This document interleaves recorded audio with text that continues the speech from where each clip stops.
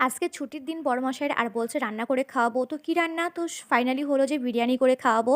আর এইদিকে রান্না করতে বসে গেছে। আলু ভাজা হয়ে গেছে, পেঁয়াজ ভাজাও হচ্ছে আর এদিকে মাংসটাও হালকা করে ভেজে নিয়েছে।